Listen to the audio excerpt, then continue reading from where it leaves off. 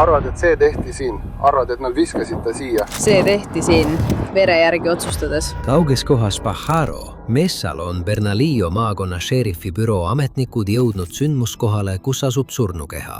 Oleme siin juba mõnda aega olnud. Ma ei arva nii mees. Ma ütleks, et see oli kohtlik. Tema surm polnud õnnetus. Minu arvates näeb see välja nagu kaplus relva pärast või üldse kaplus. Tema kingad olid jalast ära. Kuid sündmust arenedes avastavad detektiivid, et see pole sugugi tavaline mõrva uurimine. Siil on üks mees. Nad seisid siin ja pauh. Järgnev uurimine paljastab vandenõu. Mariana, olgem ausad, pane see kraam kiiresti maha. Kas sa saad mu emale helistada või midagi sellist? Kas sa saad mu emale helistada või midagi sellist? Vandenõu, et meelitada teismeline üksikusse kohta, tulistada teda ja jätta ta sinna surema. Nii et seginene suri ära ja... Aga sa oledki seal, kus ta mõrvati, mees. See on igati ridi jube. Te olete kõik nii noored. Te kõik olete. Siin The Decoderis on see Jesus Quintana Cota mõrva kõhedust tekitav lugu.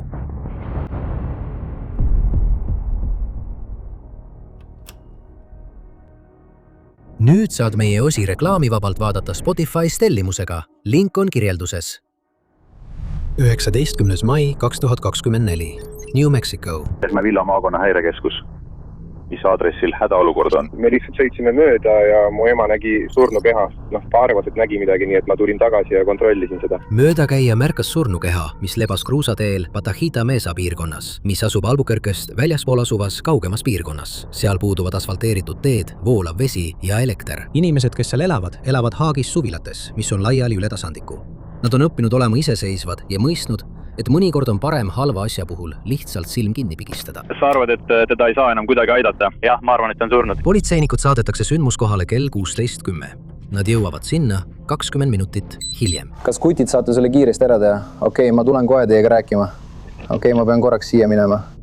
Kohale jõudes saab kohe mitu asja selgeks. Ilmselgelt on tegu surnuga. Või teatada, et olukord on kontrolli all. Edasta see 122-le. Kas saad siia poole tulema hakata? 357 122-le. See võib olla võimalik. Kuulihaav silmasse. Tegemist on alaealisega. Kood 10-7 tähendab politseislängis surnut ja GSV tähendab kuulihaava. Tegemist on lapse surnukehaga ja teda on tulistatud silma. Ja te eeldasite, et lihtsalt sõitsite? Mööda ja nägite seda? Okei. Ja mis kell see oli? Vaid 5-10 minutit tagasi. See oli võib-olla umbes 30 minutit tagasi. 3 minutit tagasi. Okei, ma ei taha teid siin üleval uurijate pärast kinni hoida. Kui te ilmselgelt midagi ei näinud juhtumas, siis te lihtsalt sõitsite mööda ja märkasite siin lamavat meest. Nii et ta suri ära? Jah, ta on juba mõnda aega surnud olnud. Ma arvasin seda tema nahavärvi järgi. Ma olen väga üllatunud, et te üldse kedagi siin üleval nägite, sest kui meile siia kõnesid tehakse, me lähme ainult teatud punktini sinna üles, sest iga kord, kui me siia tuleme, on siin alati inimesed, kes lasevad relvi ja teevad igasuguseid asju. Ilmselgelt ma ei hakka kellegagi siin relva kasutama, olgu sa oled lihtsalt hooletu, kasutad oma tulirelva valasti. Nii et me ootame, kuni nad sinna lähevad ja lihtsalt jälgime neid. Aga me ei lähe kunagi päriselt sinna alale, välja arvatud juhul, kui see on täiesti vajalik. Ainult erakorralistes olukordades tuleme me siia üles täielikult. Need erakorralised olukorrad on nüüd käes ja politsei saab varsti teada, et see kõrvaline koht, mida politsei harva patrullib, ei ole juhus. Kui teised politseinikud sündmuskohale jõuavad, uurivad nad surnukeha lähemalt. Huvitav, kas on kuulitava must silma? Seda ma mõtlengi eriti, kui vaadata siit. See on nagu väljumisava. See on nagu väljumisavast. Ma arvan, et on küll. Ja, kas näed veel padrunikesti? Ei. Siis on veel üks. 2 võtid. Ainus põhjus, miks ma arvan, et need seal on see, kui ta sai kuuli kuklasse. No. Ma ei tea, sest kui just tema silm pole väljumisava. Aga kui see nii oleks, siis see oleks palju suurem, võiks arvata. Ainus asi on see, et nagu ta ise välja tõi, kus padrunikestad on, ei tundu see väga kooskõlas olevat sellega, kus ta lamab. Jah, kui just ta ei lamanud, kui nad seda tegid. Ja nemad olid teisel pool. Nad seisid siin ja pauk. Ülejäänud meeskond teeb seda lausa päevavalges. Mind tegelikult ei huvita. Eriti nii lähedal, et näiteks mõne majani. Ma ei usu seda. Täitsa usutav. Ma ka ei usu, et see tõenäoliselt juhtus minu lähedal. Tõenäoliselt nad peksid teda siin või tegid midagi siin ja siis, sest nad ei kavatsenud tema kingi võtta. Kõik kingad olid alles. See lihtsalt ei juhtu. See, kuidas kest välja visatakse, see on ka liiga hilja. See oli 22 kaliiber, ma arvan, kusagil natuke suurem auk. Osa sellest, kus ma... Sellepärast ongi tõenäoliselt tema pea tagaosas väljumisava. Jah, see oleks üsna suur. Aga ma arvan, et lihtsalt see, kuidas veri välja voolab ja kuidas see on kogunenud, ma olen kindel, et see juhtus siin. Ma ei usu, et nad nagu... Lihtsalt viskasid. Tulistasid teda autos ja viskasid ta siia. aga kui nad seda tegid, siis oleks see pidanud juhtuma väga hiljuti, arvestades vere hulka. Sündmuskohal on palju vastuolulisi tõendeid ja politseinikud ei suuda otsustada, mis täpselt juhtus. jah, aga see on imelik, sest ma ei näe siin ühtegi teist padrunikest. Kui keegi oleks siin tulistanud, siis me tõenäoliselt näeksime rohkem.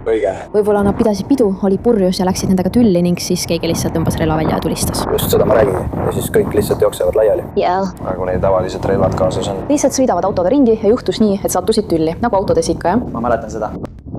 Seal on üks tüüp. Olgu, kokkuvõttes on see rumal. Tere! Kui palav on olnud, siis ma ei tea, ma ütleks, et üle 1 päeva. kui vana sa arvad, et ta on? Sellest ma räägingi. Oota, korda seda. Lihtsalt tundub väga paks ja samas haavatav. jah, tal on tegelikult natuke juukseid. Mu vendadel ei ole palju näokarru ja ma arvan, et mu vend on umbes 23 ja ta näeb välja umbes selles vanuses, aga tegelikult on ta vist umbes 20. Ja tal ei ole eriti palju mustust küljes, sellepärast ma ei usu ka, et ta on siin olnud kauem kui 1 päeva. Ma arvan, et 2 päeva, aga nagu sa ütlesid, see võis tõesti juhtuda kas eile või eile öösel. jaa. Lihtsalt kuumuse tõttu. Kurat. Sa räägid sellest. Sa peaksid uurima, kas keegi on teatanud oma kadunud lapsest. Ilma kohtuarstita on võimatu surmaaega kindlaks teha. Tal on seljas sinised teksad, must jakk ja valged Nike-tossud, millest üks on jalast ära. Tema kehal pole ka ametlikku isikut ühendavat dokumenti, välja arvatud debetkaart Jesus Quintana Cota nimele.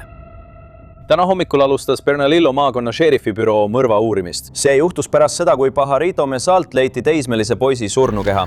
Politsei palub kõigil, kellel on juhtumi kohta teavet, helistada Bernalillo maakonna šerifibüroosse. Järgmisel hommikul esitab tema tädi Jeesuse kadumise kohta avalduse. See Jeesus vastab meesa peal leidud surnukeha kirjeldusele. Turvakaamerate salvestistelt on näha, kuidas ta lahkub oma kodust. 17 mai õhtun kell 18:00 kandes siniseid teksaseid, musta jopet ja valgeid kingi. Ja tädi kinnitab, et surnukeha kuulub Jeesusele. Jeesus oli 16-aastane. Ta oli viimased 3 aastat elanud oma vanaemaga pärast seda, kui tema ema tapeti Mehhikos. Hiljuti oli ta keskkoolist välja langenud, et töötada lähedal asuvates restoranides, püüdes toetada oma vanaema ja teenida raha oma tuleviku jaoks. Aga tundus, et midagi halba jälitas teda. Ta hakkas tööle hiljaks jääma. Tema veoauto varastati. Ta sattus mööduvast autost toimunud tulistamisse ja ühel korral, kuu enne seda, kui tema surnukeha meesalt leiti, tuli ta koju nähtavate vigastustega, mida ta ei tahtnud seletada. Kui vanaema teda pinnis, ütles ta lõpuks, et teda rünnati tänaval, kuid ei öelnud miks või kes seda tegi. 17 mai õhtun korjasid mõned sõbrad Jeesuse peale, et minna McDonaldsisse ja seejärel tanklasse Flying J. Selleks ajaks oli kell juba 1 öösel. Tema sõbrad jäid autosse, samal ajal kui ta läks poodi snäkke ostma, kuid ta ei tulnudki enam tagasi. Sõbrad ootasid pool tundi ja läksid isegi poodi teda otsima, kuid temast polnud jälgegi, isegi mitte turvakaameratel, mis küll salvestasid, kuidas ta lahkus tanklast külguksest, kuid ei näidanud, kuhu ta edasi läks. See oli nagu ta oleks lihtsalt õhku haihtunud ja polnud mingit vihjet, kuhu ta oli läinud. Nende ainus vihje oli tüdruk, kellega Jeesus oli sotsiaalmeedias suhelnud, 18-aastane Mariana Gomez. Ta polnud temaga kunagi päriselt kohtunud, aga ta tahtis seda teha. Aga ta oli sõpradele tunnistanud, et tal oli tunne, et midagi on valesti. Tema sõber ütles talle, et ta ei peaks temaga kohtuma, kui tal on tema suhtes imelik tunne ja arvas, et sellega asi piirdubki. Aga võib-olla mitte. 25. mail, 8 päeva pärast tema surnukeha leidmist, korraldab Jeesuse perekond autopesu, et koguda raha tema matuste jaoks. Noor naine ilmub välja, sõites valge džepiga. Ta ütleb, et võttis Jeesuse peale 18. mai varahommikul Flying J bensiinijaamast, enne kui nad tülli läksid. Ta ütleb, et jättis ta Tierra Westi treileriparki 12 miili ida pool ega näinud teda enam kunagi. Aga ta on närvis ja tema nimi, nagu perekond teada saab, on Mariana Gomez Salinas. Ta annab perekonnale oma telefoninumbri, mille nad edastavad politseile. Uurijad võtavad temaga ühendust, et teda tunnistajana üle kuulata ja ta kordab sama lugu, lisades, et pärast seda, kui ta Jeesuse maha pani, eemaldas Jeesus ta Facebookis sõprade hulgast ega rääkinud temaga enam kunagi. Nende tüli tekkis sellest, et naine ei tahtnud minna Mesa liivaluidetele, mis asuvad selle koha lähedal, kus ta hiljem surnuna leiti. Uurijad arvavad, et see on kõik, mida tal neile öelda on. Ta on lihtsalt viimane inimene, kes nägi Jeesust elusana. Aga siis leiavad nad midagi, mis pöörab selle teooria pea peale. Nad korraldavad bensiinijaama ümbruses, kus Jeesuse mobiiltelefon viimati GPS-i järgi märku andis, ruudustikotsingu ja leiavad telefoni visatuna truupi. Selles on kuuliauk. Mariana ütleb, et ta viis Jeesuse probleemideta Tierra Westi. Kas ta valetab või oli nende tüli palju vägivaldsem, kui ta väidab? Mõni päev hiljem küsitlevad detektiivid teda uuesti ja ta avaldab midagi, mida nad ei suuda uskuda. Ta teab, kes tappis Jeesuse ja ta oli ise kohal. Kuid ta ütleb, et see polnud tema süü. Mariana on hirmul. Ta nimetab Jeesuse tapjateks 17-aastast Dominic Marquesit ja 18-aastast Daniel Medranot, 12 teismelist, kes sundisid teda Jeesust kõrbe viima. Ta ütleb, et nad tapsid Jeesuse kättemaksuks hiljutise kakluse eest. Ja tema ütlus tundub olevat just see, mida detektiivid vajavad, et see juhtum täielikult lahendada. Nad ei tea veel, et sellel lool on veelgi rohkem tahke. 27. juunil ilmuvad nad välja New Mexico Tiresisse, kus töötavad nii Dominic kui ka Daniel. Nii et me tulime siia Dominicu ja Danieli järele. Jah, nende vaistamiseks on välja antud määrused, sellepärast me siin olemegi. Olgu. Politseinikud toovad nad jaoskonda ülekuulamiseks. Tere. Dominic, eks? Hästi, Muning and Cameron. Ma olen šerifi büroo detektiiv, eks? Õige mees. Nagu ma ütlesin, minu nimi on Cameron. Ma olen šerifi büroost. Ma olen kindel, et sul on palju küsimusi selle kohta, mis toimub. Ma saan sellest aru. Teie olete see meeskond, eks? Ja. Kuna Dominic on alaealine, peavad detektiivid ootama, kuni tema vanemad saabuvad, et temaga rääkida. Ja kui nad saabuvad, paluvad nad advokaati. Ma ei küsi sinult juhtumi kohta, eks. Ma lihtsalt tahan veenduda, et sa oled oma süüdistustest teadlik. Nii et vahistamismäärus on esimese astme mõrva eest, mis on esimese astme kuritegu, mille eest võib saada eluaegse vanglakaistuse. See tähendab eluaegset vangistust. Selge, sul on vandenõu või ma lihtsalt loen nimekirja ette. Sul on esimese astme mõrv, sul on inimrööv, rööv, vandenõu ja tõenditega manipuleerimine. Need on sinu süüdistused. Nii et see inimene on surnud. Ja, nii et sul on väga tõsised süüdistused. Nad jätavad ta selle üle mõtlema koos oma advokaadi ja emaga. Aga Daniel on seaduslikult täiskasvanu. Teda võib ilma vanemateta üle kuulata. Ja see, mida ta ütleb, muudab Dominici vaikimise mõttetuks.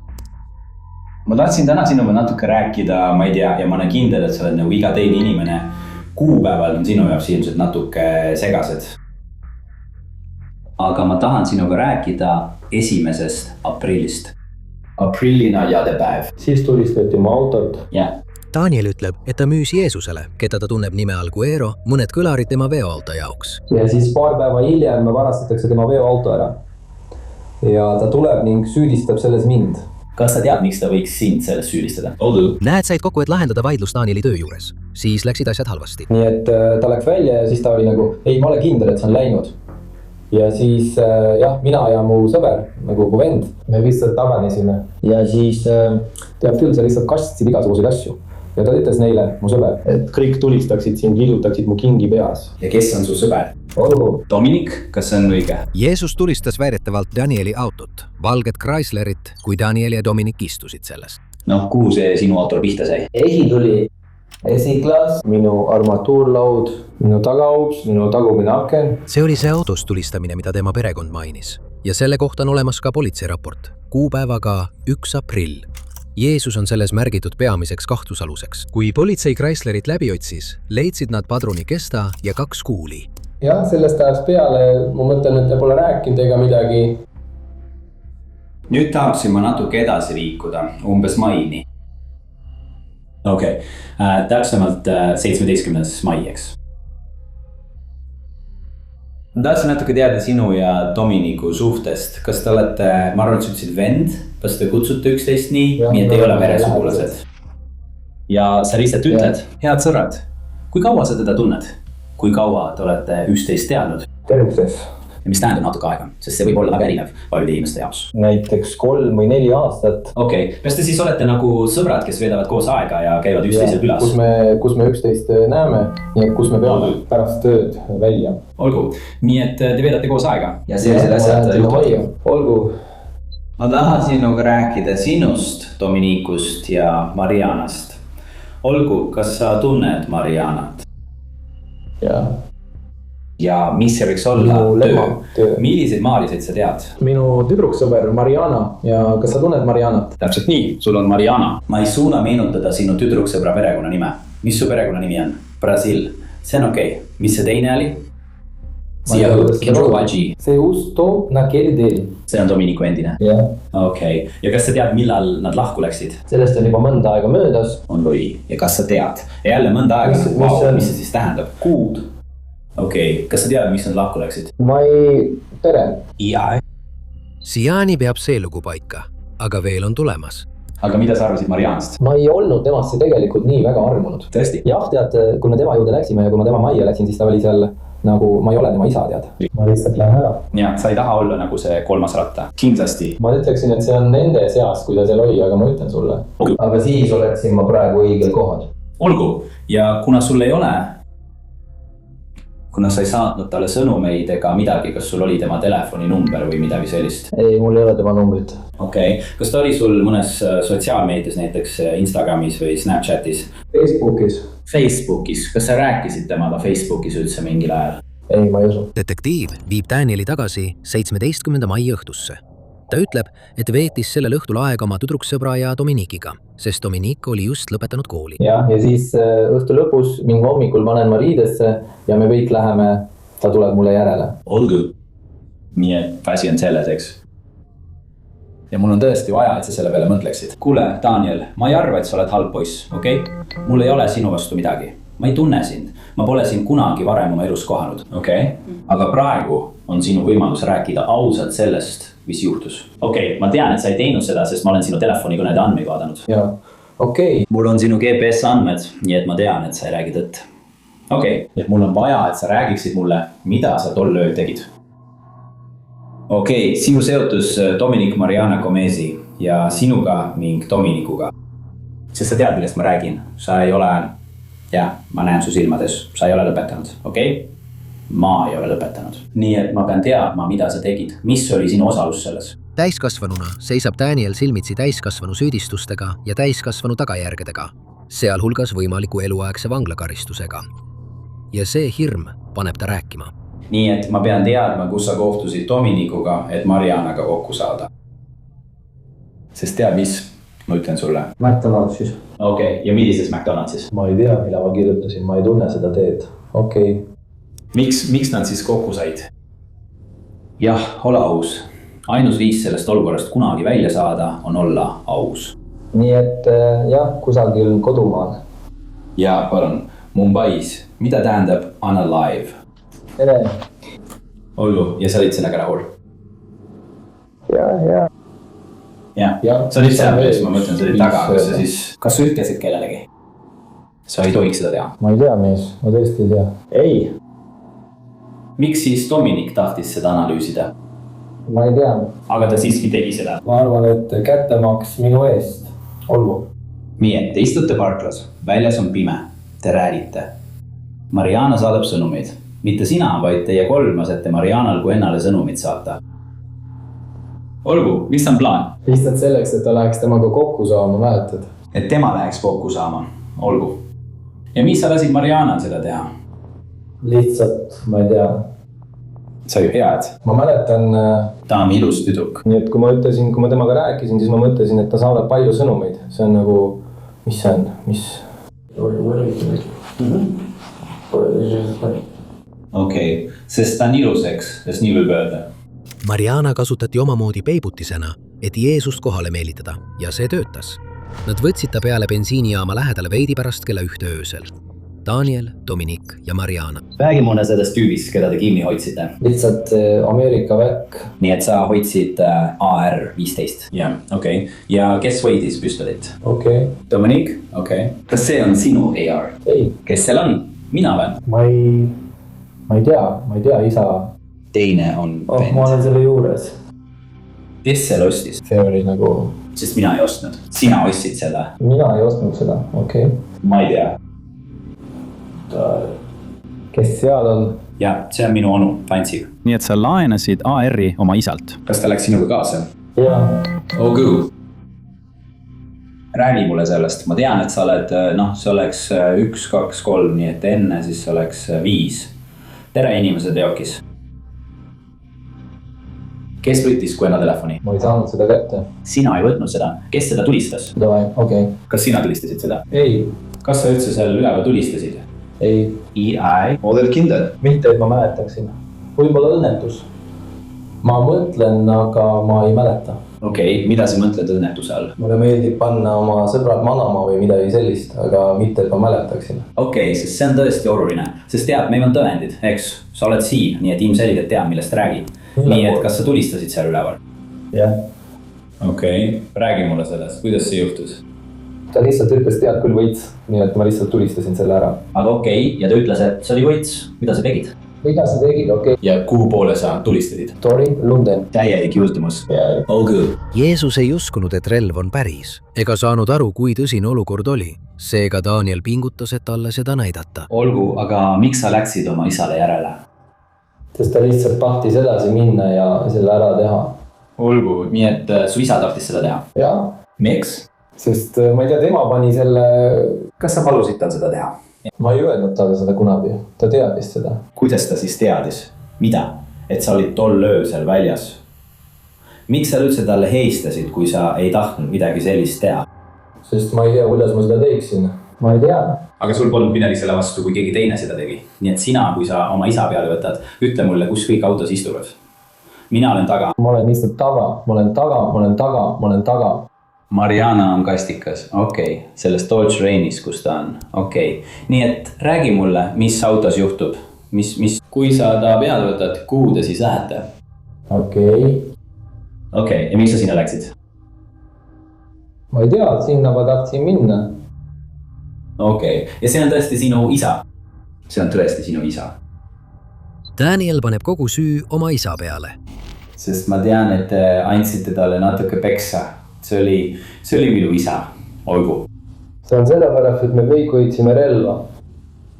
Mida sa mõtled? Nii et ma arvan, et ma mäletan, et me kõik võtsime relva ja me läksime sellele kuradima kaklusele. Okei, ja sa ütlesid relv. Milline relv? CAR. Okei, kuidas ta selle relva sai? Ma arvan, et ta võttis selle mu isa käest. Noh, sa olid seal, nii ma mõtlen, sa pidid seda nägema. Ta võttis selle mu isa käest. Ja kuidas? Ma ei tea, ma lihtsalt ütlesin talle, et me võtame selle ja me räägime ja me umbes nii, et jah. Okei, mis siis edasi juhtus? Ma lihtsalt läksin kaasa, küsisin temalt, kas ma võiksin relva kasutada. Su isa sai relva, okei, mis siis juhtus? Siis me kõik võtame selle uuesti. Ja nii võtame selle tagasi. Ja siis me läksime tagasi taha ja me hakkasime kaplema. Ja siis me lihtsalt rääkisime ja siis me kuulsime püssilasku. Okei, kes tulistas teda? Yeah. Olgu. Ja millest te rääkisite? Mis nagu... pärast seda, kui see juhtus? Me lihtsalt rääkisime lõpetamisest. Pärast seda, kui sa just nägid, kuidas keegi mõrvati? No, mina ei näinud. No. Sa ju tead, mis juhtus? Jah, okei. Nagu sa oled sõna otseses mõttes seal, kus ta tapeti vend? Jah, ma kuulsin, kuidas nad ta maarasid. Okei. Aga kui sa lihtsalt kuulsid püssipauku ja siis ma olen kindel, et sa nägid teda, sa ei näinud teda kunagi. Vend. Kuidas sa teda ei näinud, Daniel? Jah, ma ei pidanudki seal olema. Tema lugu on raskesti usutav. No. Ei, ma lihtsalt püüan aru saada, kus sa omadega oled. Sest kui ma kuulen püssilasku, siis loomulik reaktsioon on vaadata, kust lask tuli. See on lihtsalt normaalne füsioloogiline vastus. Kui sa kuuled püssilasku, siis sa vaatad. Ja, nii et sa ei näinud. Nagu sa oled ja tead. Kui sa kuuled püssilasku, kui sa oled politseinik, siis sa lähed tead küll. Jaa, küll. Aga ma lihtsalt... Nii et sa ei vaadanud üldse? No. Üks asi. Danieli sõnul ronisid nad kõik lihtsalt tagasi veoautosse ja sõitsid minema, jättes Jeesuse keha sinna, et kärbsed ja raipesööjad saaksid seda nokkida. Ja tema isa kohta, keda ta väidab olevat selle õõvastava tapmise keskmes, Daniel ütleb, et ta ei tea, kus ta elab. Detektiivid on Danielilt saanud kõik, mis võimalik. Nüüd peavad nad rääkima Marianaga. Ainus inimene, kes võiks selle salapärase 4. vandenõulase Danieli isa kohta veidi selgust tuua, on Mariana. Veidi pärast kella 1 samal päeval tulevad politseinikud teda tema töökohale otsima. Mariana, tee mulle teen ja pane need asjad korraks käest. Sina. Pane ka oma kott maha. Ära pööra ümber.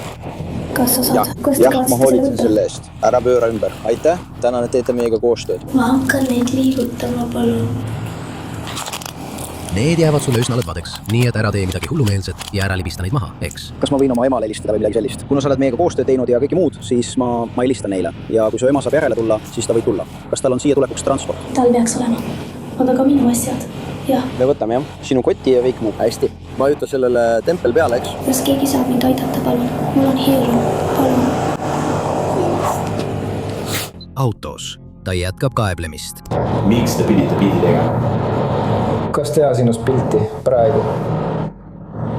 Me lihtsalt hoiame kõigil silma peal. Nii me teame, kes meie väikeses üksuses kohal on, eks? Sest see ongi vahe. Erinevalt tema 2 esimesest ülekuulamisest on ta seekord vahistatud. Sest Danieli sõnul oli tema seotus Jeesuse surmaga suurem kui lihtsalt pealtvaataja oma. Kas sul on taskutes midagi, millega saaksid endale viga teha? sul pole taskuid, mees. Kas nad võtsid kõik ära? Jaa. Miks saad veenda, et sul poleks midagi vöö peal? Lahe. Ma teen su kohe neist käeraudadest lahti ja siis... See oli jäne.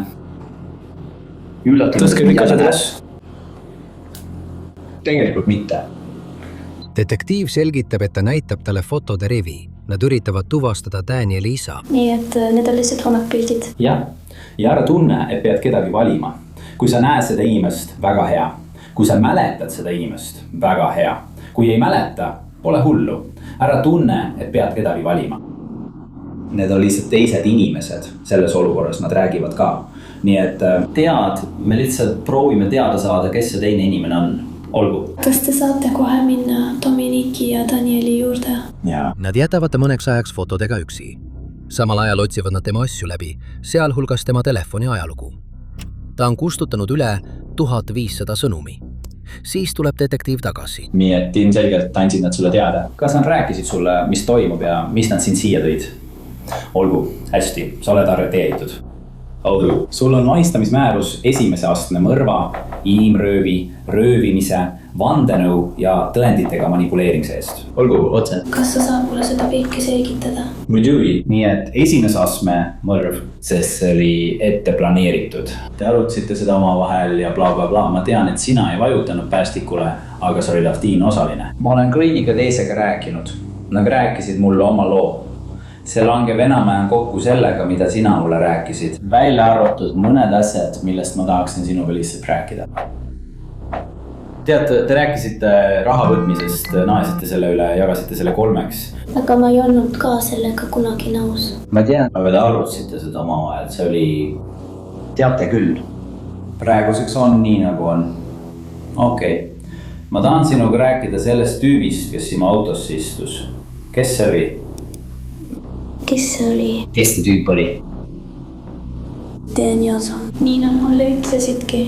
Nii nad sulle ütlesid. Ja kas sa mäletad, milline ta välja nägi? Ta oli mehikene. Ma arvan, et tal oli vist vuntsid. Ta nägi välja vanem, umbes 40-ndates, 50-ndates. Okay. Tal on natuke halli juukseid, tõenäoliselt pränkesed silmad. Danieli onu või Danieli isa. Midagi ei klapi ja Mariana ei tundnud teda fotoreast ära. Tal ei ole rohkem vastuseid anda. Tead, ma lihtsalt, sa oled ikka veel noor. Te kõik olete ja midagi sellist teha on lihtsalt hullumeelne. Kui mingi põhjusel sa leiad enda olukorrast, kus sa ei pea igaveseks vanlasse minema. Ma loodan, et sa õpid sellest. Et ainus asi, mida sa mulle ütlesid, miks sa seda tegid, oli see, et nad ei rääkinud sinuga. Nagu oleks ühe kuti tähelepanu seda väärt. See on kahetsusväärne. See on igas mõttes tragöödia. Te olete nii noored. Ja te seisate silmitsi mõne kõige tõsisema kuriteoga, millega teid saab süüdistada. Ja kõige raskema süüdistusastmega. Nii. Ja meid kõiki süüdistati selles. Ja, nii oligi. Mariana ei reageeri sellele hästi. Ma ei tea, kas üldse on midagi, mida ma teha saan.